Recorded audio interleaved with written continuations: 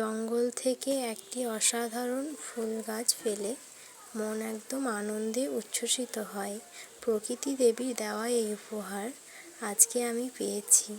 তো good morning friends, তো কেমন আছো সবাই? আশা করছি সকল বন্ধুরা সবাই ভালো আছো। তো আজকে আমি এই প্রথম ব্লগ স্টার্ট করলাম। তো এই ব্লগ ভিডিওটা তোমাদের যদি ভালো লাগে তাহলে অবশ্যই লাইক কমেন্ট শেয়ার করো। তো আজকে সকালবেলাতেই ছাদে চলে এসেছি। দেখো, ছাদ বাগান তো সবাই ভালোবাসে, কিন্তু ছাদটাকে তো পরিষ্কার করার জন্য অনেক খাটনিও হয়। কিন্তু কি করব, একটু তো খাটতেই হবে। তাই দেখো, ফার্স্টেই তোমাদেরকে আমি বাগানটা ঘুরিয়ে দেখিয়ে দিচ্ছি আমার বাগানে কি কি গাছ আছে। তো এই দেখো, এই যে টবটা দেখতে পাচ্ছ, টবওয়ালা গোলাপ, এই যে হাঁড়ি, এই হাঁড়িটার মধ্যে আছে 3 রকমের অপরাজিতা গাছ, একটা আছে তরুলতা। এই অপরাজিতা গাছের একটা হচ্ছে নীল কালার, আর একটা হচ্ছে বেগুনি কালার, আর একটা সাদা কালার। তো দুটো ফুল ফুটেছে, এখনও হালকা যে বেগুনিটা সেখানে এখনও ফোটেনি। তো এই দেখো, দেখছো ছোট্ট মতো একটা শিউলি গাছ হয়েছে।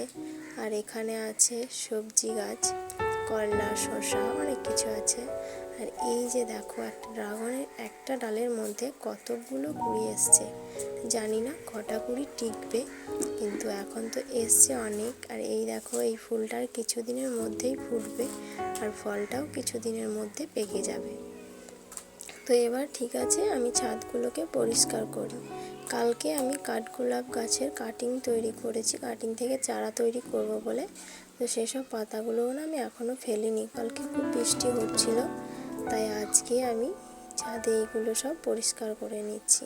হালকা রোদ বেরিয়েছে, বেশ এখন খুবই ভালো লাগছে, কিন্তু একটু বেলা হয়ে গেলে আর এই রোদটা আর ভালো লাগবে না। তো সব পরিষ্কার করে নেব। তো ঠিক আছে, আমার ভিডিওটা দেখো, ভালো লাগলে কমেন্ট করে জানিও।